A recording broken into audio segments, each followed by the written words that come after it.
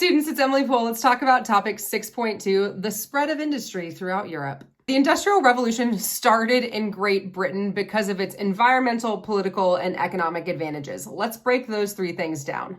Environmentally, geographically, Britain just lucked out. They happened to have an abundance of coal that was very close to the surface and a ton of iron deposits. And not only that, they had navigable waterways like canals and rivers that allowed for easy transportation. Oh, and helpfully enough, those waterways fueled water mills and then the water frame, both of which led to eventually the steam engine. Economically, Britain had ascended, as we talked about in last unit. Britain had a ready supply of colonies in India and also in the Americas, and they were using those colonies to produce cotton, which they then shipped back to England. Students, it is no coincidence why the Industrial Revolution started in the textile industry. Plus, Britain's economic history of having joint stock companies and early, essentially venture capitalists created a pretty favorable climate for new inventors to create new things that would make them more money. Parliament really supported industrialization because it's going to give Britain as a whole more power, yes,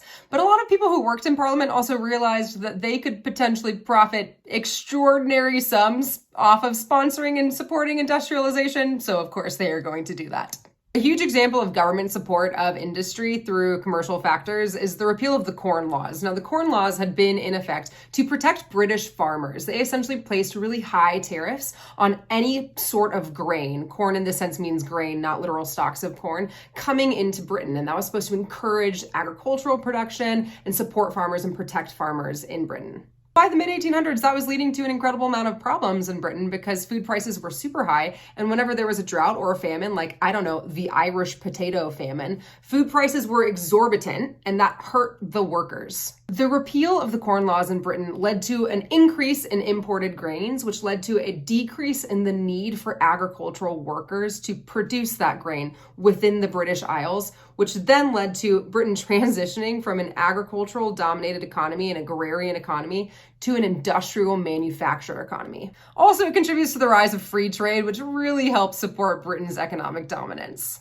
British economists and British politicians are being incredibly smart with this first wave of industrialization when the factories first start to arise and develop in places like Leeds and Manchester, because they start to take the profits, the proceeds of those factories, and then pump them back into the factories so that they can have better and more efficient machines, which then leads to more and more wealth and more factories. So much so that in 1851, Britain decides to host the Great Exhibition. You can think of this like a European World's Fair, and it was held at their Crystal Palace, which, to be fair, would have been something beautiful and incredibly impressive to look at, but too bad it burned down in a fire.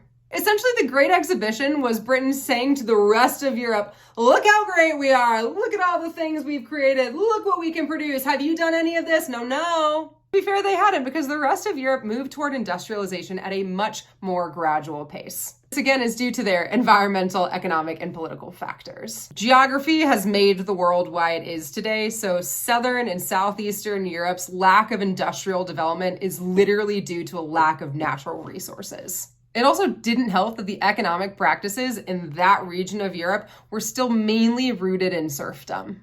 But in general, for the countries that took a little bit longer to industrialize, it's because they didn't have the same governmental support as Britain did, or it's because their political systems were still rooted in landed aristocracy and not commercial wealth. In Unit 5, we talked about how Britain had ascended, and besties, in Unit 6, Britain is about to take over the whole world. As they say, the sun never sets on the British Empire.